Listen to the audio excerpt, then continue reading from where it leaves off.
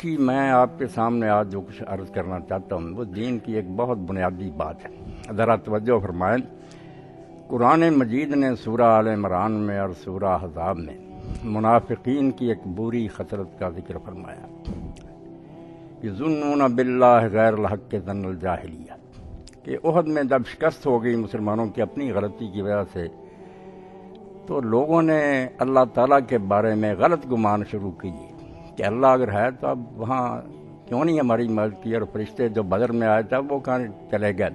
تو طرح طرح کے خیالات ظالموں نے اپنے ذہنوں میں پیدا کیے، لوگوں میں بھی پھیلانے شروع کیے۔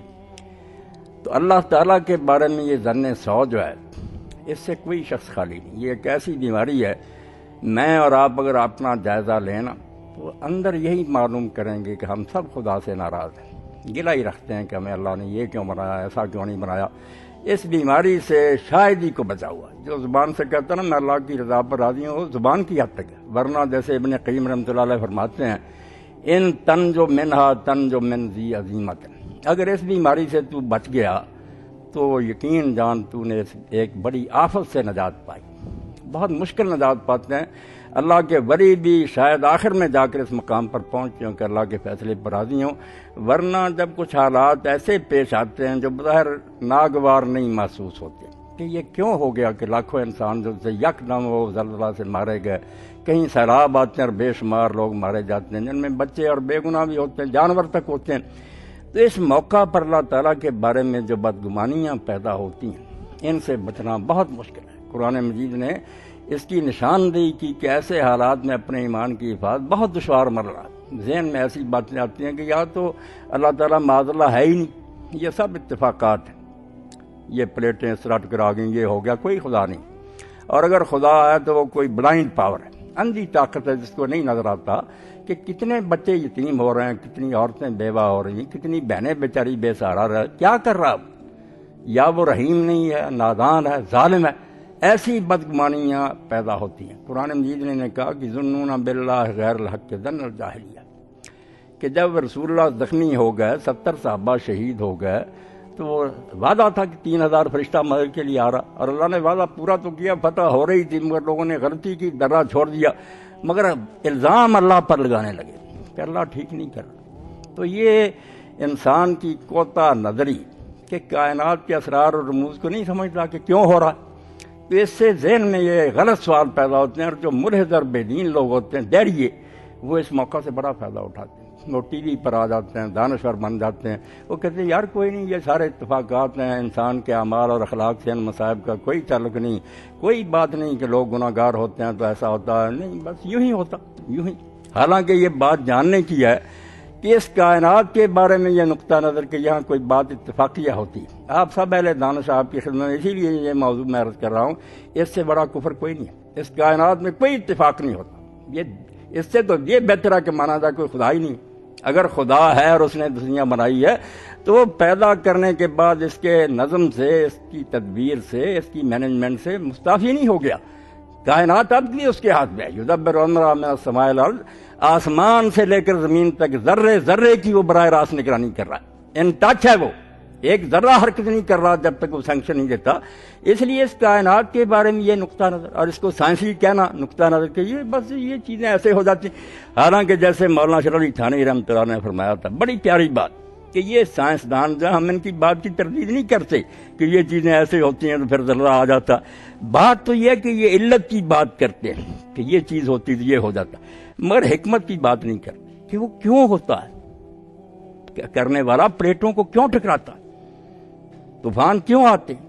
ہوتا تو یہی ہے کہ بارشیں ہوئی اور زیادہ طوفان، مگر یہ خود بخود ہوتے ہیں۔ اگر خود بخود ہوتے ہیں تم لوگ دہریے اللہ کے منکر، اور اگر اللہ کرتا تو اس کی کوئی ریزن ہے، بغیر حکمت کے وہ نہیں کرتا۔ فعل الحکیم لا یخلون الحکمہ، دانا آدمی کوئی کام فضول نہیں کرتا۔ تو اللہ کے بارے میں یہ بدگمانی اور یہ غلط خیالات قرآن نے ان کی نشاندہی کی۔ تو ابن قیم فرماتے ہیں اگر اس سے چھٹکارا پا گیا، اور آپ دیکھیں گے یہ بڑے لیول پر نہیں، چھوٹے پر بھی ہے، کہ کوئی عورت پیدا ہوئی ہے، اس کو گلا کہ میں مرد کیوں نہیں بنی، مرد رو رہے ہیں کہ ہم یہ کیوں نہیں بنے، یعنی جو کچھ اللہ نے بنایا اس پر کوئی مطمئن ان تنجو منہا تنجو من ذی عظیمت۔ ابن قیم فرماتے ہیں اگر اس بیماری سے تو نجات پا گیا اللہ کے گلے اور شکوے سے، تو تو نے بڑی مصیبت سے اور بڑی آفت سے نجات پائی. وَإِلَّا فَإِنِّي لَا خَالُقَ ناجیہ، مگر میں یہ سمجھتا ہوں کہ اس سے چھٹکارا نہیں پائے گا. بڑے بڑے اس میں پھنسے ہوئے ہیں. گلا ہی ہے کہ مجھے ایک کار ملی ہے، 2 کیوں نہیں ملی، ایک مجھے کارخانہ نصیب ہوا، 10 کیوں نہیں ہوئے. شکایت ہی شکایت. اسی لیے دین کہتا ہے کہ رب کے بارے میں برا گمان نہ پیدا کرو. جس اللہ کو تم مانتے ہو اس کے بارے میں اللہ کے رسول علیہ السلام نے فرمایا کہ سب سے اعلیٰ جو ذکر ہے نا وہ ہے جو اللہ نے اپنے فرشتوں کے لیے تجویز کیا. نحن نسبح بحمدک ونقدس لک. تسبیح اور حمد سبحان اللہ و بحمدی.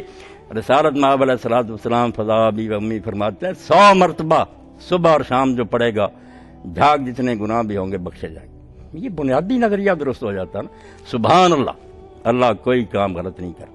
وہ بے عیب ہے، کیوں غلط کرے گا؟ وہ جاہل ہے، نادان نہیں ہے، حکیم نہیں ہے، وہ بیوقوف ہے، اور رحیم نہیں ہے، ظالم ہے. جو بھی کہو گے تم اللہ پر ایک دھبا لگاؤ گے، حالانکہ وہ ان سے پاک ہے. تم سے زیادہ جانتا کیا کرنا اور کیا نہیں کرنا. اور رحیم بھی ہے.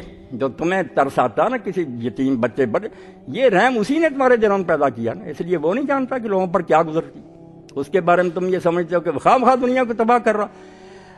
اگر اللہ کو تم سبحان اللہ و بحمدہ مانتے ہو کہ اس میں دیکھیں آپ لوگ پڑھے لکھیں ایک نیگیٹو پہلو ہے، سلبی، کہ کوئی عیب نہیں ہے اس میں. جتنے عیب ذہن میں آتے ہیں نا کہ بیوقوف ہو، ظالم ہو، نادان ہو، کھلنڈرا ہو، سب ختم کر دو سبحان اللہ سے، کہ سب سے پاک.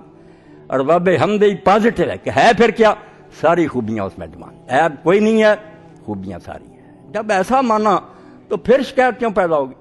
اسی لیے فرماتے ابن قیم لمبی ہے نظم، فرماتے فلا تظنن بربک ظن سوء. اپنے رب کے بارے میں تلاشی لیتا رہے اپنے ذہن کی، کبھی تیرے دل میں برا گمان پیدا نہ ہو. شکایت نہیں آنی چاہیے. فإن اللہ اولیٰ بالجمیل. اللہ تو اس لائق ہے کہ آدمی ہمیشہ اس کے بارے میں نیک سوچے کہ اس نے جو کیا بالکل یہی ہونا چاہیے تھا. اور اسی لیے ایک دعا جو امیر المومنین علی رضی اللہ عنہ فرماتے تھے، بڑی پیاری دعا، کہ اللہ میں تجھ سے مانگتا ہوں، آخر اس کا میں پڑھوں گا صرف، حتی لا احب تاخیر ما جلتا ولا تاجیل ما اخر. اتنا ہو جاؤں تیرے ساتھ کہ جو تو نے لیٹ کیا ہے میں اس کو جلدی نہ چاہوں کہ یہ جلدی ہونا چاہیے تھا، مانوں کہ لیٹ ہی ہونا ٹھیک ہے. اور جو تو جلدی کرے اس کا میں مؤخر ہونا نہ پسند کروں. میں تجھے حاکم مانوں، تجھے ڈکٹیشن کیوں دوں؟ میں تجھ سے زیادہ عقل مانوں کہ تجھ کو بتاؤں تجھے کیا کرنا چاہیے. سر نیاز بباید نہاد و گردن تو کہ آنچ حاکم عادل کند ہم عدل است. یہ ہے دین جو ہر مصیبت، ہر زلزلہ کے وقت آدمی کہتا ہے کہ جس نے فیصلہ کیا اس کے فیصلے پر راضی رہے. تو نہیں جانتا کہ اس میں کیا بہتریاں. سر نیاز بباید نہاد و گردن تو، عاجزی کے ساتھ گردن رکھ دے سامنے اس کے، اور مان کہ آنچ حاکم عادل کند ہم عادل است، کہ جو عادل حاکم کر رہا وہی عدل ہے. اور اس نقطہ کو سمجھانے کے لیے آپ جانتے ہیں قرآن مجید ماشاءاللہ پڑھتے ہیں کہ اللہ نے موسیٰ علیہ السلام کو سفر کرایا کہ تو نبی ہوتے ہوئے نہیں سمجھ سکتا کہ اس کائنات میں کیا ہو رہا. تم سطح کو دیکھتے ہو اور ظاہر بین ہونے کی وجہ سے اعتراض کرنا شروع کر دیتے ہو کہ یہ کیوں ہو رہا، یہ کیوں ہو رہا. اگر پردہ اٹھا دیا جائے، دکھایا جائے کہ یہ امواج کا تلاطم ہے نا، لہریں جو ٹکرا رہی ہیں، اس کے نیچے موتی پرورش پا رہے ہیں. یہ بظاہر نظر آتا ہے کہ جھاگ ہے، اس کے نیچے بہت قیمتی مقاصد ہیں جو اللہ کو معلوم ہوتے، تمہیں نہیں معلوم ہوتے. اور موسیٰ علیہ السلام جیسے پیغمبر کو آپ دیکھ لیں نا کہ خضر علیہ السلام نے لڑکے کو قتل کر دیا، بیڑی میں سراغ کر دیا، حالانکہ بیڑی والوں نے مفت سوار کیا تھا. انہوں نے احسان کیا کہ کوئی کرایہ نہیں لیا، ان کا تختہ توڑ دیا اور ایک لڑکے کو قتل کر دیا. اور گاؤں والوں سے جا کر کھانا مانگا، ان کمبختوں نے مہمانی نہیں کی، انسانیت سے خالی کہ کھانا بھی نہیں دیا. تو دیوار گر رہی تھی، خضر علیہ السلام دیوار بنانے لگے. تو موسیٰ علیہ السلام نے کہا یار تو عجیب آدمی، انہوں نے کھانا نہیں دیا تو ان کی دیوار مفت میں بناتا، مزدوری لے لیتا. تو اس نے کہا میں نے ان میں سے کچھ نہیں کیا، اب میں تجھے بتا دوں کہ یہ کام کیوں ہوئے. اللہ کے حکم سے ہوئی. جب راز کھولا تو موسیٰ علیہ السلام نے کہا سبحان اللہ، اللہ پاک ہے جو کرتا ٹھیک ہے. اور اسی لیے اللہ نے ملائکہ کا تذکرہ کیا کہ مومن کے لیے جو اللہ کو مانتا، جو دیریا نہیں ہے، جو کمیونسٹ نہیں ہے، وہ طریقہ ہونا چاہیے جو فرشتوں کا، کہ اگر انہیں سمجھ نہیں آئی تو انہوں نے اعتراض نہیں کیا. سبحانک، اے اللہ ہم یہ تو پہلے ہی مانتے ہیں کہ تو کوئی کام غلط نہیں کرتا، تو بے عیب ہے. لا علم لنا الا ما علمتنا. ہمارے ذہنوں میں جو سوال پیدا ہوا کہ انسان کو کیا بنانے لگا، یہ اعتراض نہیں ہے. اعتراض ہم کیسے کر سکتے ہیں جب مانتے ہیں کہ تو سب کام ٹھیک کرتا. صرف ہمیں نہیں پتا سوائے اس کے جو تو خود بتائے، اس لیے سمجھنا چاہتے ہیں۔ اعتراض نہیں کیا یہ لوگ، اعتراض کے معنی میں اس کو فرشتوں کی کیا مجال اللہ کے سامنے اعتراض کرے، استفہام تھا، پوچھنا چاہا کہ ایسی مخلوق کے پیدا کرنے سے کیا مقصد ہے کہ وہ خود مختار ہوگی تو چاہیں گے گناہ کر سکیں گے، چاہیں اس طرح تو کائنات میں تباہی آ جائے گی، فساد ہو جائے گا، فساد ہوا بھی نا، جو انہوں نے کہا کہ خون ریزیاں کرے گا فساد تو ہوا۔ اللہ تعالیٰ نے بالکل نہیں انہیں جٹلایا کہ تم غلط کہتے ہو، یہ تو اللہ کو پتا تھا کہ جو خلیفہ ہے جس کو پاورز ڈیلیگیٹ کی جا رہی ہیں یہ تو ہو گئے کہ وہ کچھ نیک کام کریں گے، کچھ برائیاں کریں گے، فعل مختار جو ہوگا، خطرہ تو تھا، مگر وہاں یہ کائن نہیں عالم مالا تعلم، جو میں جانتا ہوں تم نہیں جانتے، تو انہوں نے بھی یہی کائن نہ کان تلیم رکھی، ہم وہی جانتے جو تو بتائے، ورنہ ہم مانتے ہیں کہ تو ہر شے کو جانتا، اور صرف جانتا نہیں، حکیم کرتا بھی وہی ہے جو حکمت کے مطابق اور وزڈم کے مطابق، تو کوئی کام غلط نہیں کرتا۔ یہ ایمان ہے جو اس موقع پر ہونا چاہیے۔ میں نے پچھلے دنوں میں ایک شخص کا مضمون پڑھا، وہ گیا تھا کوئی ڈیپوٹیشن، ایران میں بھی زلزلات، بڑی تباہی ہوئی، تو اس نے لکھا ایک بات جو میں نے دیکھی وہاں بڑی خوشی ہوئی کہ ہر جگہ بورڈ لگے ہوئے تھے ماں برضائے خدا راضی ہنستے ہیں، کہ جو خدا نے کیا ہم اس پر خوش ہیں۔ یہ ایمان ہے جو مومن کو سہارا دیتا، بے دین اس سے محروم ہے، ان کو خزانے مل جائیں، وہ جہان کے مالک بن جائیں، اس اطمینان قلب سے محروم ہے۔ وہ کائنات کے مالک کو درست کار نہیں مانتے کہ وہ ٹھیک کرنے والا ہے، اس لیے وہ بیچارے ڈپریشن کا شکار ہوتے ہیں، ہر وقت روتے رہتے ہیں۔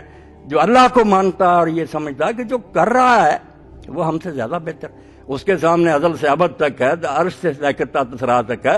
ہم اپنے ہاں دیکھتے ہیں کہ اگر کوئی ڈاکٹر ایسا آپریشن کر رہا ہے کہ ہم نادان لوگ جو نہیں جانتے طب کو کہیں گے ڈاکٹر صاحب کیا کر رہا ہے، مریض کو تکلیف پہنچا رہا ہے، حالانکہ ڈاکٹر تکلیف نہیں پہنچا رہا، آپ سب اہل علم جانتے ہیں اس مریض کا بھلا کر رہا ہوتا۔ لوگ پیسے خرچ کر کے سفارشوں سے آپریشن کراتے ہیں، مگر عام آدمی سے یہ کیوں چیر پھاڑ کر رہا ہے؟ تو جیسے ہم ایک اپنے جیسے انسان کے عمل کو نہیں سمجھ سکتے، حالانکہ وہ ہم جیسا ہی ہے، ہم بھی جیسا کر لیں سمجھ، تو خدائی جہان کو چلانا جس کے لیے جتنا علم اور عقل درکار ہے وہ مخلوق کے پاس ہو ہی نہیں سکتا، یہ محدود ہیں، وہ غیر محدود۔ تو اللہ نے قرآن پاک میں یہ نشاندہی کی کہ جب مخلوق کے ذہن میں اللہ کے بارے میں ظن سو پیدا ہو، جو منافقوں کے پیدا ہوا، جنگ خندق میں بھی ہوا کہ لوگوں نے کہا اے رسول جو وعدے کرتا تھا ما وعدنا اللہ و رسول اللہ غرورا، سب دھوکے تھے، کہاں گئے وہ وعدے کہ ایران فتح ہوگا؟ اب تو یہ حالت ہے کہ خندق کھودے ہوئے پاخانہ پیشاب کے لیے باہر نہیں نکل سکتے، جان گلے میں آئی، بلاغت القلوب الحناجر، برے گمان کرنے لگے کہ اللہ رسول جھوٹے تھے۔ جو سچے مومن سے انہوں نے کہا بے ایمانو تم بکواس کرتے ہو، جو اللہ اور اس کے رسول نے کہا یہ ہو کر رہے گا، ہوا۔ پھر لوگوں نے دیکھا نا کہ جو اللہ کے رسول علیہ السلام نے سفر ہجرت میں حضرت سراقہ بن مالک سے کہا تھا، جو پیچھا کر رہا تھا کہ سراقہ باز آ جا، کیوں میرا پیچھا کر رہا، میں تیرے بازو میں کسرا کے کنگن دیکھ رہا ہوں، شاہ ایران کے کنگن تیرے پہنائے جائیں گے، اسلام یہاں تک غالب آ جائے۔ اس نے کہا توبہ توبہ کسرا حرم نے آپ نے، ہاں۔ تو حضرت عمر رضی اللہ کے زمانے میں وہ کنگن آئے مال غنیمت میں، تو حضرت عمر رضی اللہ اس بات سے واقف تھے، انہوں نے بلایا سراقہ کو، مسلمان ہو چکے تھے، کنگن پہنائے، وہ کہنے لگے حرام ہے مردوں کے لیے سونا، فرمایا اس لیے نہیں پہنایا کہ تو نے پہن کے ہی رہنا ہے، صرف رسول اللہ کی بات کو سچا کرنا، ہاں جو اللہ نے کہا تھا اور اس کے رسول نے بتایا ہوا سچا ہی نہیں۔ تو یہ بہت بڑی خطرے کی بات، یقین جانے وہ جو علاقے تباہ ہو گئے نا، اور امریکہ میں تو کوئی اتنی مصیبت نہیں، اللہ اپنی کائنات کا خود مالک ہے، وہ جانتا کہ ان مسائل میں کیا راز ہے، کیا حکمت ہے، کتنی بہتریاں، وہ مسئلہ ہم نہیں جانتے۔ باغبان درخت میں کانٹ چانٹ کرتا، پودوں کو کانٹتا، کچھ پودے اکھاڑتا، عام لوگ کہیں گے یہ بیوقوف آدمی پودے، بھائی وہ جانتا کہ باغ کی مسلط کس چیز میں۔ تو اللہ تعالیٰ جو کچھ کرتا ہے آپ یہ یقین جانیں کہ اگر اس کے علاوہ کوئی اور راستہ ہوتا، یہ اپنے ذہن میں بٹھائیں، اگر کوئی صورت اور ممکن ہوتی تو حکیم اور قادر خدا کبھی اس کو چھوڑ کر یہ صورت اختیار نہ کرتا، یہ ناگزیر تھی، اس کے سوا چارہ ہی نہیں تھا اس کی کائنات میں، اس لیے ایسا کرنا تھا۔ اس میں کیا راز ہے؟